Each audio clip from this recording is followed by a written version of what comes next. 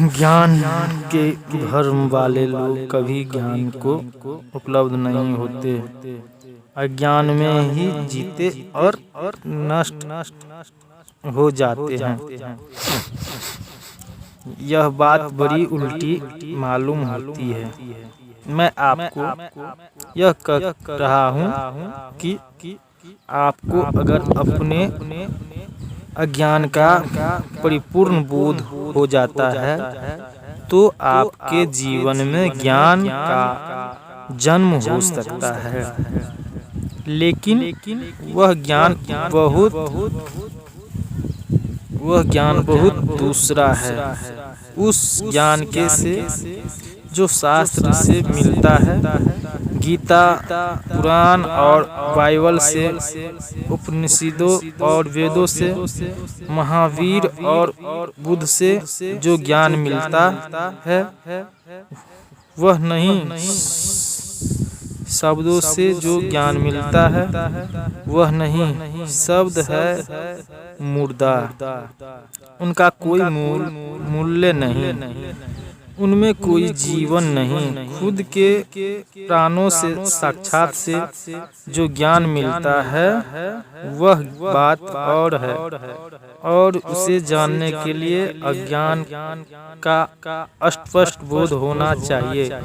जिसे अज्ञान का बोध हो जाता है वो जानता है कि मैं नहीं जानता। उसके लिए रहस्य के द्वार खुल जाते हैं। लेकिन हमने बहुत संग्रह कर रखे हैं, हमने कंठस्थ कर रखे हैं ग्रंथ, कंठस्थ कर रखे हैं ग्रंथ, हमने शब्द सीख रखे हैं। हम उन तोतों की भांति हैं जिन्हें सब कुछ सिखा दिया गया है और याद करा दिया गया है, और हम इन्हीं शब्दों को दोहराते हैं। कोई पूछे आपसे ईश्वर है, यदि कोई पूछे आपसे ईश्वर है, कौन सा उत्तर आता है आपके भीतर? मैं आपसे पूछना चाहता हूँ, ईश्वर है? कोई उत्तर आता है आपके भीतर? किसी के भीतर आता होगा। हाँ, अगर उसकी किताबों में ऐसा लिखा है, अगर उसके गुरुओं ने ऐसा बताया है, किसी के भीतर आता होगा नहीं है।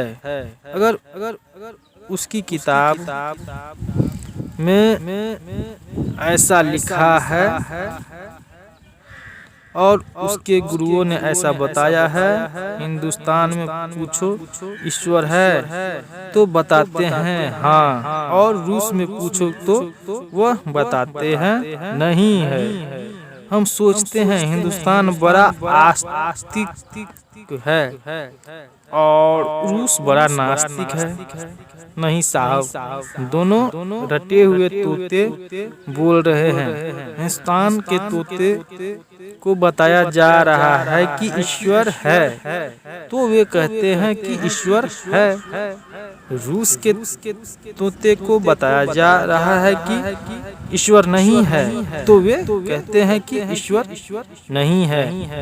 सीखी हुई बातें जो दोहरा रहा है वह आदमी के पद से नीचे गिर रहा है। सीखी बातें जो दोहरा रहा है वह अपने को तोता बना रहा है, अपने को मशीन बना रहा है। लेकिन अगर मैं पूछूं कि ईश्वर है और आपके भीतर कोई उत्तर न उठे, ना हाँ ना मैं पूछूं ईश्वर है और आपके भीतर सन्नाटा छा जाए, और सत्य यही होगा कि सन्नाटा छा जाए, क्योंकि आप नहीं जानते हैं कि है या नहीं मैं पूछूं कि ईश्वर है और आपके भीतर शून्य हो जाए, आपके भीतर कोई उत्तर न आए, आप मौन रह जाए, आपके भीतर कोई शब्द छिन्न भूत न हो, आपके भीतर कोई प्रतिक्रिया रिस्पॉन्स न हो, आपके भीतर प्रतिक्रिया नॉन रिस्पॉन्स की स्थिति हो जाए। मैं पूछूं ईश्वर है और आपके भीतर सब सन्नाटा हो जाए। इस स्थिति को मैं कह रहा हूँ अज्ञान का बोध की मुझे पता नहीं है, और इसी सन्नाटे में उसकी पग ध्वनियाँ सुनाई पड़नी शुरू होती है।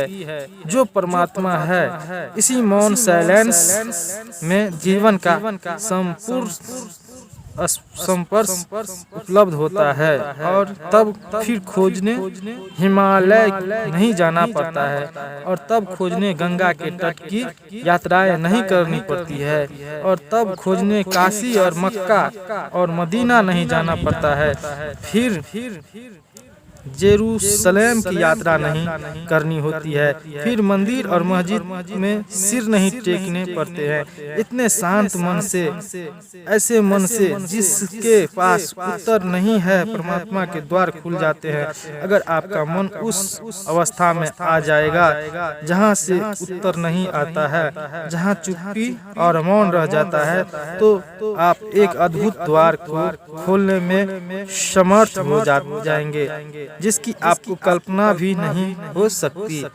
उस विनम्र मौन में हम साइलेंस में कुछ घटित होता है, कोई क्रांति हो जाती है और एक नए मनुष्य का जन्म हो जाता है। अब तक जिन लोगों ने भी जाना है उन्होंने ज्ञान से नहीं जाना है, मौन से जाना है।